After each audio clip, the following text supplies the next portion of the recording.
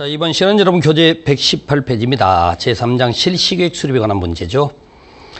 자, 1번 문제 보니까 도시개발 사업의 실시계획이라는 내용으로 틀린 것에 의해서 물어보네요. 시행자는 실시계획에 관하여 개발구역 지정문제의 인가를 받아야 한다라고 되어 있다는 거죠. 우리가 지금 실시계획 인가권자가 지정권자죠. 그래서 이제 국토부 장관이나 시도에서 대도시장이 인가권자가 되는 거니까요. 자, 1번 맞고요. 2번 들어갑니다. 시도지사인 지정권자는 시장군수구청장의 의견을 듣고 실시계획 인가를 해야 한다. 맞는 거죠. 아랫사람 의견 듣고 인가 내주게 돼 있죠. 그래서 국토부 장관일 때는 시도지사, 대도시장의 의견을 듣고 시도지사, 대도시장은 시도지사만 해당되는 거죠. 실은 시장군수구청장의 의견을 듣는다 이렇게 하는 거죠. 자, 3번입니다. 실시계획에는 지구단위 계획이 포함돼야 하며 개발계획에 맞게 작성해야 된다라는 거죠. 여보세요. 실시계획 지구단위 계획이 들어가는 거지. 그래서 이제 개발계획에 지구단위 들어갈 수가 없었던 거고, 실시계획은 이렇게 개발계획에 맞게 작성해야 한다라고 표현이 나오는 거죠. 그 다음에 네 번째, 실시계획을 고시한 경우에 그 고시된 내용 중에서 국토교획법에 의한 도시관리계획으로 결정해야 될 사항은 관리계획이 결정 고시된 것으로 본다라고 하는 거죠. 그래서 실시계획 인가 고시의 효과가 관리계획에 직접 영향을 미친다 그 얘기 아닙니까? 그래서 실시계획을 고시하게 되면은 관리계획으로 결정해야 될 사항은 관리계획 결정 고시된 것으로 본다. 이렇게 나오는 거죠. 그러면 5번입니다.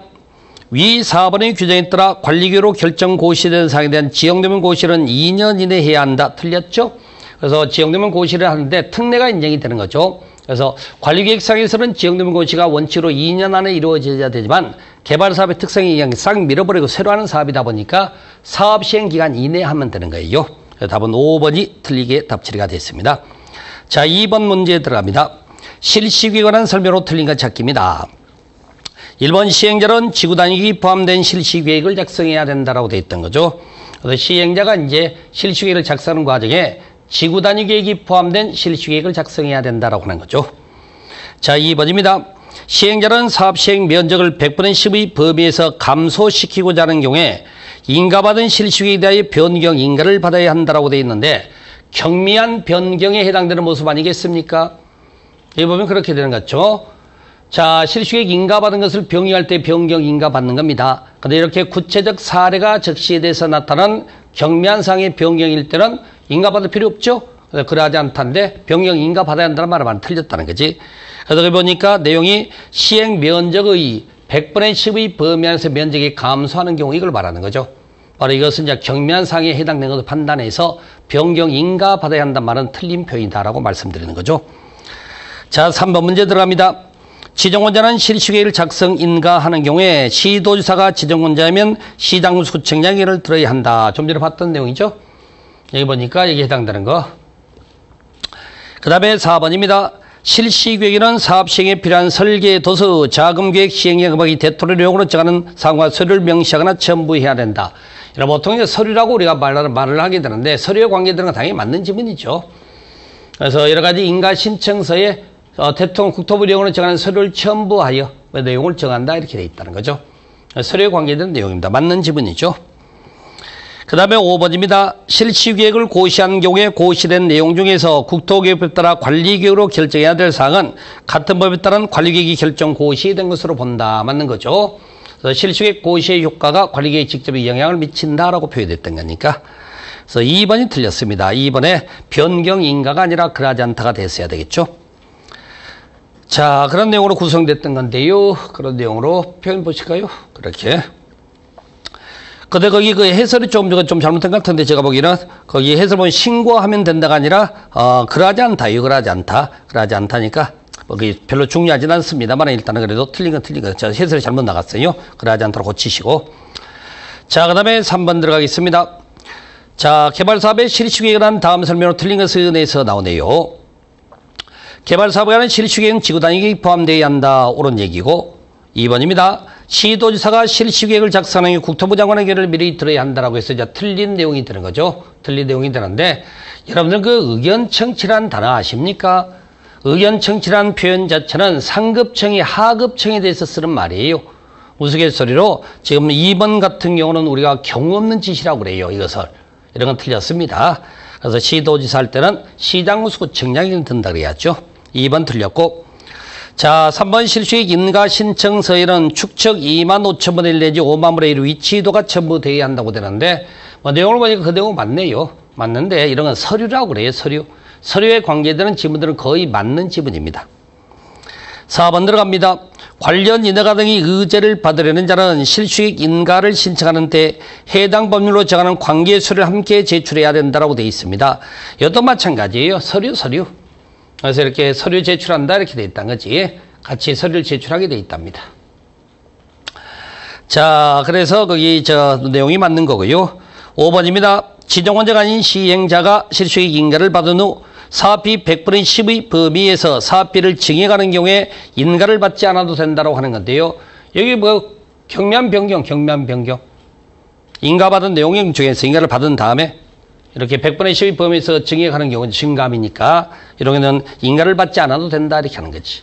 그래서 아까 지금 제가 이거 뭐 신고한다 그래야 된다 신경 쓰지 말고 인가 받느냐 안 받느냐를 판단하는 게 문제 자체를 하셨습니까? 그래서 거기에 해당되는 표현을 그렇게 보시면 되죠. 답은 2번으로 답 처리가 된대요. 자, 4번 문제 들어가겠습니다. 도시개발 사업의 시행 방식과 관련된 설명을 옳은 것에 의해서 나오네요. 사업 방식에 관한 지문이 나왔는데요. 자, 1번 개발구역의 전부 일부를 환지 방식으로 시행하는 경우에 토지 소유자 또는 조합을 시행자로 지정하여야 한다 해서 1번 틀렸습니다. 뭐가 틀렸을까요? 전부입니다.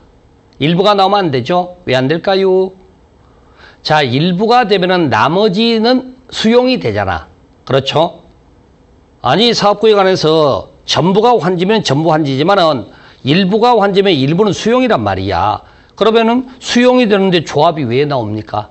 수용은 조합이 절대 못 나오는데. 그래서 모순관계가 나오는 거예요.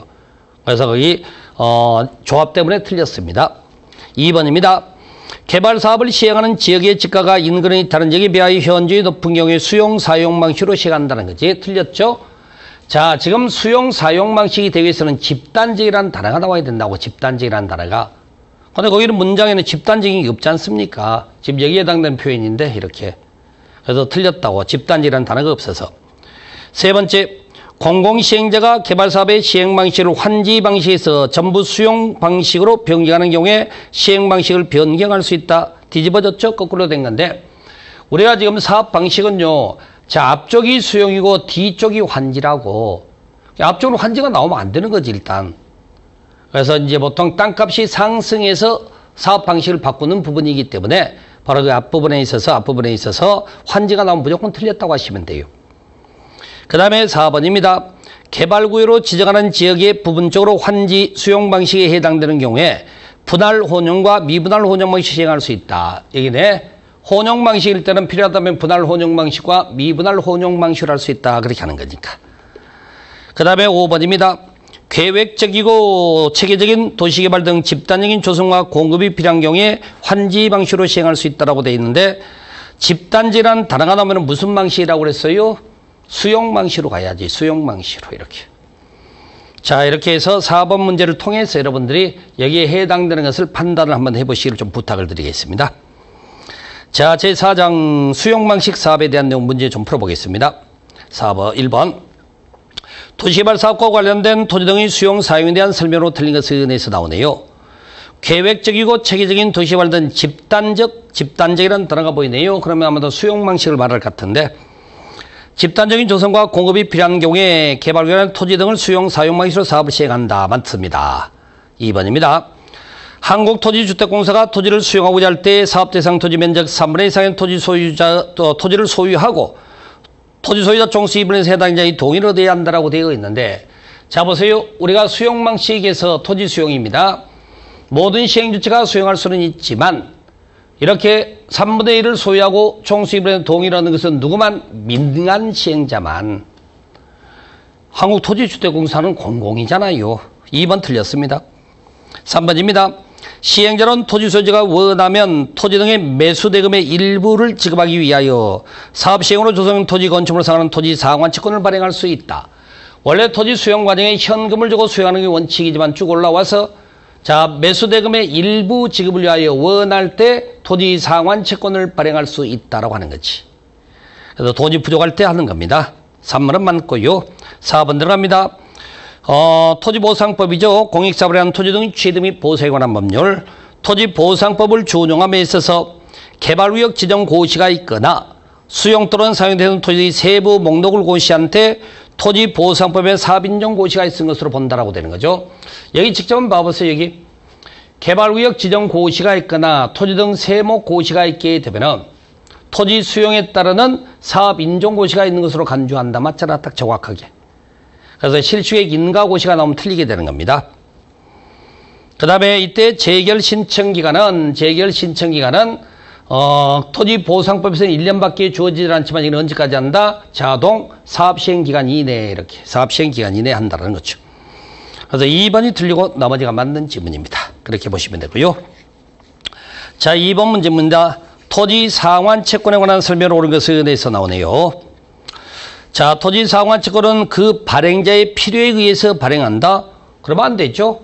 토지 상환 채권 발행이라는 것은 매수 대금의 부족분이 있었을 때, 그 다음에 토지 소유자가 원할 때 발행하는 거예요. 시행자가 필요에 따라서 발행하는 게 아니라, 발행자 필요에 따라 발행하는 게 아니라. 그래서 1번 틀렸고요. 2번입니다. 토지 상환 채권의 발행의 규모는 상환 채권으로 상환할 토지 건축물이 다개 개발사업으로 조성된 분양토지 분양금액의 3분의 1을 초과하지 아니한다. 3분의 1 아니라 2분의 1. 2분의 1을 초과하면 안 됩니다. 세 번째, 토지주택공사가 토지 상환 채권을 발행하는 경우에 지급보증 받아야 한다. 틀렸죠? 우리가 토지 상환 채권은 모든 시행주체가 발행은 할 수 있지만 민간 시행주체가 발행할 때는 지급보증을 받는 거예요. 토지주택공사는 공공시행주체입니다. 네 번째, 토지 상환 채권의 이율은 발행 당시 금융기관의 예금금리 부동산 수급상을 고려하여 발행자가 정한다. 맞는 얘기죠? 이 내용은 맞고요. 그 다음에 네 번째입니다. 발행자가 정한다. 그 얘기지. 토지 상환 채권은 개발사업 후 조성된 토지로 상환하므로 이전이 불가능하다라고 되어 있는데, 자, 김영식 증권의 자체 특성은 이전이 불가능한 걸로 되어 있지만은, 여기 있잖아. 여기 이전이 가능한 예외가 있지 않습니까? 예외가. 그래서 4번만이 맞고 나머지가 틀렸고요. 3번 문제에 들어갑시다. 자, 수용 방식에서 원형지 공급에 대한 설명으로 틀린 것 찾기네요. 자, 원형지 공급이라는 게 있죠. 원형지 공급에 관계되는 것. 국가 또는 지자체가 복합개발 등을 위하여 실시한 공모에 선정된 자에게 원형지를 공급할 수 있다. 여기 보니까 공모에 선정된 자에 대해서 원형지 공급이 인정되고 있죠. 자, 두 번째, 원형지 면적은 개발구역 전체 토지 면적의 3분의 1 이하로 한정한다. 맞네요. 전체 면적 대비 3분의 1 이하로 한정되는 거고, 공급 면적은. 3번입니다. 원형지 개발자는 국가 지자체는 빼고 원형지한 공사 완료 공고일부터 5년 또는 원형지 공급 계약일로부터 10년 기간 중 나중에 도달하는 기간이 지나야 원형지 매각할 수 있다. 그게 틀렸네. 자, 지금 매각 금지 규정이 있죠. 원형지는 싸게 공급이 이루어지기 때문에 매각 금지 규정을 받는데 10년 이내 기간입니다. 물론 국가 지자체는 적용받지는 않습니다. 미리 팔아먹을 수 있어. 공사 완료 공고일로부터는 5년, 공급 기간은 10년입니다. 10년 지나면 팔아먹을 수 있다는 거지. 그때 선도래 기간 우선이라니까. 그래서 나중에 도달하는 기간이 지나야가 아니라 먼저 도달하는 기간이 되면 팔아먹을 수가 있어요. 그래서 3번 틀렸네요. 4번입니다. 지정원자는 원형지 공급을 승인할 때 용적률 등 개발 밀도, 토지 용도별 면적 및 배치, 교통 처리 계획 및 기반시설 설치 등에 관한 이행 조건을 붙일 수 있다. 이게 알아주겠습니다. 우리가 조건 나오면 무조건 맞다고 하세요. 시험 문제 풀 때는. 조건을 붙일 수 있다가 틀렸고. 맞는 거죠. 그러니까 맞고. 5번입니다. 원형지 개발자가 세부계획에서 정한 착수기간 안에 공사를 착수하지 않는 경우에 사업 시행자는 원형지 공급 계약을 해제할 수 있다라고 되어 있습니다. 원형지 공급 계약 해제 등에 관한 규정이에요. 그런 내용이 있습니다. 그래서 보시게 되면은 여기에 해당되는 건데, 착수기간 세부계획서에 착수기간은 공사를 착수하지 않더라. 그러게 되면 이제 원형지 시행자가 원형지 공급 계약을 해제할 수 있답니다. 물론 이때 뭐 2번 이상 시정 요구 불이행 시라고 되어 있지만은, 그래서 5번은 맞는 지분. 그래서 3번에 매각 기간에 관한 문제가 답 처리가 된대요. 4번 문제 들어가겠습니다. 수용 방식에 의한 사업 시행으로 조성된 토지 등의 공급에 관한 설명으로 틀린 것 찾기네요. 시행자는 조성 토지 등의 공급 계획을 작성 변경하여 지정원장에게 제출을 하되, 행정처에 한 시행자는 시장군수 지장을 거쳐서 제출하라 라고 되어 있습니다. 자, 시행자가 조성토지 공급계획을 작성하여 지정권자에게 제출하는 겁니다. 다만 비행정청 시행자라면 우리가 경유지라고 그러죠. 시장군수 구청장을 거쳐서 제출하라라고 하는 거죠. 정확히 맞는 표현. 자, 2번 시행자는 조성토지 등을 고시된 실시계획에 따라 공급해야 된다. 이겠네요. 실시계획에 따라 공급해야 된다라고 표현하고 있죠. 자, 3번입니다. 330제곱미터 이하의 단독주택 용지, 구미택 규모의 주택건설 용지, 공장 용지, 공공택지는 추첨으로 분양할 수 있다는 거죠. 자, 우리가 공급 방식은 원칙은 경쟁 입찰 방식으로 가되 수의학 방식과 추첨 방식이 허용이 된다고 그랬던 거지. 자, 이게 수의학 방식에 해당되는 것들이고, 그 다음에 이게 이제 추첨 방식으로서 네 가지가 있게 됐던 거죠. 근데 마침 그 네 가지 다 맞네. 3번의 내용이. 추첨 방식에 해당돼. 직접 암기를 하는 게 좋습니다. 4번입니다. 조성토지 등의 가격평가는 토지평가협의 시비를 거쳐 결정하되 그에 앞서 공인평가기관 감정평가업체라는 평가해야 된다고 되어 있습니다. 자, 이 내용은요, 이건 환지 방식에서 나오는 거지. 가격 결정에서. 환지 방식에서 가격 결정에 해당되는 겁니다. 이렇게. 그래서 지금 조성토지 가격 결정은 원칙은 감정가격으로 가되 감정가 이하로 정할 수 있다. 이렇게 나오는 거지. 그래서 4번은 환지 방식 가격 결정이었습니다. 그래서 4번 틀렸죠. 그 다음에 5번입니다. 학교 폐기물 처리시설 공공청사 사회복지시설을 위한 조성토지와 이주단지 조성한 토지를 공급할 때는 감정평가업체가 감정평가 가격 이하로 정할 수 있다. 여기에 해당되는 표현이 그대로 나왔네요. 이렇게. 그래서 조성토지 공급 가격은 원칙은 감정가격으로 가지만 감정가 이하로 정할 수 있다는 게 거기 5번 지문에 해당됐던 거죠. 4번이 틀렸습니다. 자, 5번 문제 들어갑시다. 조성토지 공급 등에 관한 설명으로 틀린 것 찾기네요. 개발사업의 시행자는 국토개발에 따른 기반시설의 원활한 설치를 위하여 필요하면 공급 대상자 자격을 제한할 수 있다고 되어 있습니다. 그래서 이제 공급 대상자 자격 제한이 가능하다는 얘기입니다. 그래서 공급 대상자 자격을 제한할 수 있다. 뭐 그렇게 보시면 돼요. 아무튼 공급 대상자 여기인데 시행자는 국토교육에 따른 기반시설의 원활한 설치를 위하여 필요하면 공급 대상자 자격을 제한한 공급 조건을 부여할 수가 있답니다. 1번은 맞죠. 2번입니다. 단독주택 용지로서 330제곱미터 이하인 조성토지는 추첨 방법으로 분양할 수 있다. 맞는 거죠? 단독주택 330 이하 추첨 방식 맞는 내용. 4번입니다. 일반에게 분양할 수 없는 공공용지를 지자체에게 공급하는 경우에 수의학 방법에 의할 수 있다. 맞는 거죠? 왜 맞아? 여기 보니까 단독주택, 구미택 규모 이하 공장용지, 공공택지인데 일반에게 분양할 수 없는 공공용지는 여기 없잖아. 그러면 당연히 뭘로 간다? 여기는 추첨 방식으로 하는 거예요. 추첨 방식으로. 반대로 답을 찾으란 말이에요. 반대로. 물론 여기 분명히 있어. 여기 1번에 있다고. 추첨 수의학 방식이가. 이걸 모른다 하더라도 반대로 답을 찾으라는 거죠. 추첨 방식이 아니기 때문에 수의학 방식으로 간다 그러면 되는 거니까. 자, 그 다음에 4번입니다. 수의학 방법으로 조성토지를 공급하기로 하였으나 공급 신청 기한이 공급계획에서 계획된 면적을 초과하는 경우에 경쟁 입찰 방식이 간다라고 되어 있습니다. 여기 보시게 되면은 여기 봅시다. 수의학 방법으로 조성토지를 공급하는 경우에 공급 신청량이 공급계획에서 계획된 면적을 초과를 했다는 거야. 그때는 경쟁 입찰이 아니라 그 사람들을 대상으로 추첨을 해야지. 그 사람을 대상으로 추첨을 하게 됩니다. 자, 그렇게 구성되어 있죠. 그래서 4번 틀렸고요. 5번입니다. 폐기물 처리시설 설치를 위해 공급하는 조성토지 가격은 감정평가업체가 감정평가한 가격 이하로 정할 수 있다. 가격 이하로 정할 수 있는 걸 말하는 거죠. 그래서 원칙은 감정가격으로 가지만 폐기물 처리시설 등에 대해서는 감정가 이하로 정할 수 있다. 이렇게 구성이 그렇게 되네요.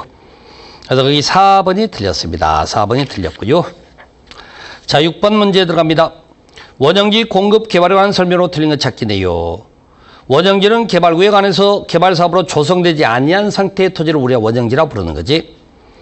그 다음에 두 번째, 공급될 수 있는 원형지 면적은 해당 개발구역 전체 토지 면적의 3분의 1 이하로 한정이 됩니다. 원형지 공급 면적이 그렇다는 거지. 3분의 1 이하로 한정되는 거고. 세 번째, 개발자가 원형지 개발자인 지자체는 10년의 범위 안에서 대토령이 정하는 결과 원형지를 매각할 수 없다? 일단은 10년의 범위 안에 매각 제한이 있는 건 맞아. 그런데 누구는 빼고 국가 지자체는 빼야지. 국가 지자체는 빼야죠. 2번 틀렸습니다. 3번 틀렸죠. 4번입니다. 개발구역의 지정권자는 원형지 공급 개발의 승인을 할 때 교통처리 및 기반시설의 설치 등을 이행 조건을 붙일 수가 있다. 조건 붙일 수 있다는 거 아시죠, 여러분들이? 조건 나오면 맞는 거니까. 5번입니다. 원형지를 공장 부지로 사용하는 자는 사용하는 자를 원형지 개발자로 선정하는 경우에 경쟁 입찰로 가는 겁니다. 원칙은 경쟁 입찰을 2번 유찰되면 수익약 방법으로 할 수 있다라고 돼 있네요. 여기에. 자, 보면 원칙은 원형지 개발은 여기 공급 대상자가 정해져 있다. 받을 사람이. 수익약 권하는 건 맞아. 근데 5호에 해당되는 학교와 공장 용지를 많은 사람이 원할 수 있죠. 그때는 이제 경쟁 입찰을 먼저 하고 2번 유찰되면 그때는 이제 부득이 수익약 방식을 탄다. 이렇게 하는 거지. 자, 그래서 거기 내용 3번이 틀리고 나머지가 맞았고요. 자, 7번 문제 들어가겠습니다. 개발법령상 다음 시설 설치를 위하여 조성토지를 공급하는 경우에 시행자가 감정평가업자가 감정가 이하로 해당 토지 가격을 정할 수 없는 것에 대해서 나오네요. 그래서 이제 그 내용을 보시게 되면 이렇게 가격 결정에 관한 내용인데 여기 해당되는 겁니다. 여기 조성토지 가격 결정이지. 여기 보자고요. 여기가 좀 더 상세하니까 여기에 해당되는 거. 그래서 보시게 되면은 거기 학교 용지, 그 다음에 임대주택, 여러분 교재 오른쪽에 보면 임대주택 있죠? 해설이 임대주택이 있어. 이 안에 포함되어 있어. 임대주택. 그 다음에 공공청사 여기 들어가 있고, 그 다음에 행정청이 직접 설치하는 시장입니다. 직접 설치하는 시장이 있고, 그 다음에 5번이 틀렸어. 사회복지시설 설치도 가능합니다. 근데 가로 열고 뭐는 빼고, 유료시설은 빼고. 그래서 유료의 사회복지시설이 틀렸습니다. 그래서 여러분 교재 오른쪽에 있는 오른쪽에 있는 내용 가지고 추가적인 내용으로 정리 좀 해두시면 좋을 것 같아요. 바로 그 내용을 좀 봐두시면 될 것 같고. 자, 그 다음에 이제 원형지 공급 8번 문제 들어가겠습니다. 그래서 여기 이거 주의해서 보셔야 돼요. 어차피 뭐 답은 여기서 나올 수밖에 없는 거니까 문제가 바로 그 내용으로 확인을 해 두시면 좋을 것 같고요. 자, 8번 문제 들어갑니다. 원형지 개발 공급에 관한 설명으로 틀린 것 찾기네요. 자, 원형지를 공장 부지로 사용하는 자는 원형지 개발자가 될 수 있다. 맞죠? 여기 보시면 원형지 공급받는 과정에 학교용지나 공장지로 사용할 때 원형지 개발자가 될 수 있고, 원형지는 개발구역 전체 토지 면적의 3분의 1 이내의 면적입니다. 4분의 2 이하로 한정되어 있고요. 그 다음에 세 번째, 원형지 공급 승인 신청서에는 원형지 사용 조건에 관한 관한 서류가 첨부되어야 한다. 자, 원형지 공급 승인 신청을 작성할 때 이 내용만 들어가야 되지 않겠습니까? 당연히 이렇게. 그래서 원형지 사용 조건에 관한 거 여기 4번에 있네. 뭐 좀 보니까 뭐 이런 것들이 포함이 된다라고 하시면 되지. 서류 관계입니다. 서류 관계 제발. 자, 4번입니다. 원형지 공급 가격은 개발계획에 반영된 원형지 감정 가격으로 한다. 원형지 감정 가격만으로 하는 건 아니잖아요. 원형지 감정가에다가 기반시설 등의 공사비를 더한 금액이 돼야 돼. 그래서 그 뒤에가 빠져서 틀렸습니다. 그 다음에 지자체인 원형지 개발자인 경우 원형지 공사활동 5년이 경과되기 전에도 매각할 수 있다. 맞네요. 자, 지금 이제 선도래기간 5년, 10년짜리가 있는데 국가 지자체는 그 전에 팔아먹는다면서. 그러니까 거기는 지자체니까 매각할 수 있다. 이렇게 가는 거죠. 그래서 답은 4번으로 처리가 됐던 부분이고. 자, 9번 문제 들어갑시다. 토지 등의 수용, 사용 방식에 따른 개발사업 시행에 관한 설명을 옳은 것 찾기입니다. 자, 지자체인 시행자인 경우에 토지 상환 채권을 발행할 수 있다라고 발행할 수 없다니까 틀렸죠? 자, 토지 상환 채권의 발행 주체는 누굽니까? 토지 상환 채권 발행 주체 모든 시행자. 자, 2번입니다. 지자체인 시행자가 토지를 수용하려면 사업 대상 토지 면적의 3분의 2 이상의 토지를 소유해야 된다. 틀렸죠? 자, 보시게 되면 민간 시행자, 모든 시행자가 수용하되 민간 시행주체가 소유하고 동의 얻어서 수용을 한다. 그 말입니다. 지자체는 아니지. 1번은 거꾸로 해서 틀렸고 발행할 수 있다가 돼야 되고 2번은 소유해야 된다가 틀렸다는 거지. 지자체는 필요가 없으니까. 세 번째, 시행자는 조성토지를 공급받는 자로부터 해당 대금의 전부를 미리 받을 수 없다. 우리가 선수금 받을 수 있다고 그러죠. 선수금 받는 내용이 나옵니다. 그래서 이렇게 조성토지 등과 원형지를 공급받거나 이용하는 자로부터 미리 선수금을 받을 수가 있죠. 그 다음에 네 번째, 시행자는 학교를 설치하는 조성토지를 공급하는 경우에 해당 토지 가격을 감정평가업자가 감정가 이하로 정할 수 있다는 거죠. 보시게 되면 우리가 이제 조성토지 공급하는 과정에서 그러죠. 조성토지 공급에서 보시면 감정가 이하 학교용지, 감정가 이하로 할 수 있다고 그러잖아요. 이렇게. 그래서 4번은 맞고요. 5번 들어갑니다. 시행자는 지자체에게 개발구역 전체 토지 면적의 2분의 2에서 원형지를 공급하여 개발하게 할 수 있다. 원형지 공급 면적이 얼마예요? 3분의 1 아닌가요? 여기 3분의 1 이하로 한정돼야지, 원형 공급 면적은. 4번만이 맞습니다. 자, 10번 문제 들어갑니다. 조성토지 공급에 관한 설명으로 옳은 것 찾기입니다. 지정원이 아닌 시행자가 조성토지를 공급하려고 할 때 조성토지 공급 계획을 작성하여 지정원자의 승인을 받아야 한다라고 되어 있는데, 여기 표현이 좀 헷갈리게 나왔는데, 여기 보시면 승인을 받는 게 아니야. 조성토지 공급 계획을 작성해서 제출하는 것 뿐입니다. 제출을. 그래서 1번 틀렸고요. 2번입니다. 조성토지 등을 공급하려고 할 때 주택법에 따르는 공공택지 공급은 추천 방법으로 부양할 수 없다. 추천 방식 되지 않습니까? 여기 공공택지 있네. 추천 방식이 된다고 돼 있지. 그 다음에 세 번째, 조성토지 가격평가는 감정평가업체가 평가한 금액을 산술평균한 금액으로, 금액을 평가한 금액을 산술평균한 금액으로 한다라고 돼 있던 거죠. 자, 이게 이제 문제가 됐던 겁니다. 여러분 해설 바로 보세요. 해설 보면은 3번 해설에 조성토지 가격평가는 감정가격으로 한다라고 2012년 3월 26일 때 이게 개정이 됐다고요. 그런데 시험은 지금 이거 26회 작년 시험입니다. 작년에 3번 지문이 나온 거야. 개정되기 전 지문이 나와버렸다고. 그래서 이게 실은 이제 이의 신청이 들어갔는데 통과 최종적으로 기각 결정이 났네요. 그래서 인정을 안 해준다고 지금. 인정을 안 해줘서 부득이 3번에 이제 의미 해석을 어떻게 하느냐의 문제였던 것 같은데요. 문제 자체는 구조문을 쓰면 됩니까? 법이 개정이 됐는데 이게 출제하신 분들의 다소간에 이제 실수가 분명히 있었던 건 맞는데 해석을 같은 의미로 해석을 했는지는 잘 모르겠습니다만 아무튼 이의 신청 기각을 당했어요. 그래서 어차피 답은 그 당시에 3번으로 답이 처리가 됐고 지금도 이제 3번으로 일단은 생각을 할 수밖에 없는 게 됐죠. 그래서 정확하게는 오히려 거기 해설 써놨죠. 해설로 생각해서 기억을 해 주시면 좋겠습니다. 제가 왜 이 신청 기각됐는지에 대해서 제가 말할 수 있는 상황이 아니기 때문에 아무튼 최종 기각이 되는 바람에 인정이 안 되고 있다 그 말인 거죠. 자, 그렇게 구성됐던 거고 그 다음에 4번입니다. 공공청사 용지를 지자체에 공급할 때는 수의계약 방식이죠. 여기 공공청사라는 말이 없잖아. 그렇게 생각을 해야죠. 공공택지하고 다른 거지 않습니까? 정확히 찾으면 여기 있어요. 여기 공공청사 용지. 일반에게 부양할 수 있는 게 아니니까 수의계약으로 하는 게 맞죠. 토지 상환 채권에 토지를 상환하는 게 수의계약 방법을 할 수 없다. 그래서 이렇게 수의계약을 할 수 없다니까 4번도 틀렸고 그 다음에 5번도 수의계약 할 수 없다니까 틀렸죠. 토지 상환 채권 수의계약 방식 돼야 될 거 아닙니까? 추천 방식이 아니고 수의계약 방식으로 가야지 어떡합니까? 그래서 답은 3번으로 처리가 됐고 3번보다는 오히려 해설에 있는 3번으로 기억하고 넘어가시면 좋을 듯 싶습니다. 자, 여기까지가 수용 방식 사업에 관한 내용이었습니다. 여기 있는 문제 지문이라도 좀 꼼꼼하게 봐두시면 될 듯 싶습니다. 이번 시간 여기까지 하겠습니다.